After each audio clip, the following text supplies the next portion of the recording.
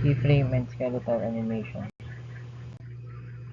A keyframe, also written as keyframe, is something that defines the starting and ending point of any smooth transition. Keyframe characteristics. Important individual frames from within a shot. Keyframe exists in animation and live action. Sets a start-stop point of transition. Origin of keyframes. These days, the word keyframes is often associated with video editing, but they originated in animation long before digital video editing.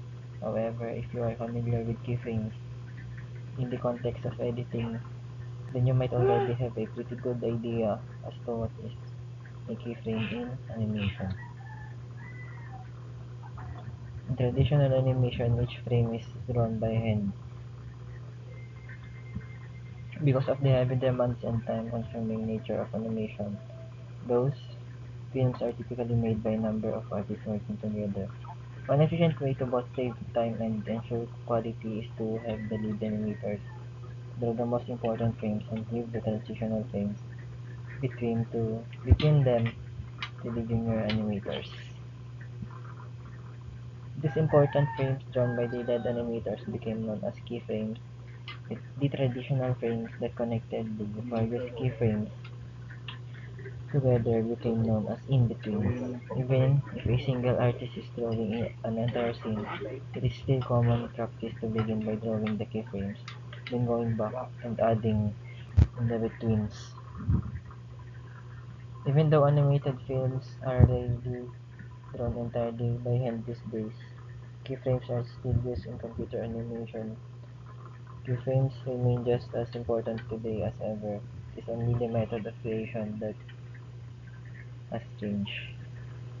Keyframes no longer apply to just animation, however, since the advent of nonlinear editing software and video editing apps, keyframes have become an integral element of standard video editing.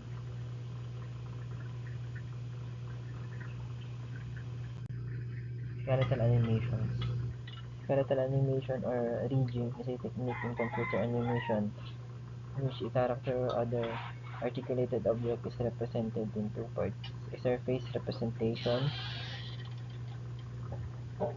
used to draw the character, called the mesh or skin, and a hierarchical set of interconnected parts called bones and collectively forming the skeleton or rig. A virtual armature used to animate, pose, and keyframe the mesh. Blending and interpolation.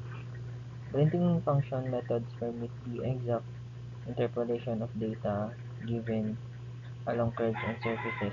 Appropriate discretization yields finite dimensional schemes. These methods are useful for finite element analysis and for computer-aided geometric design.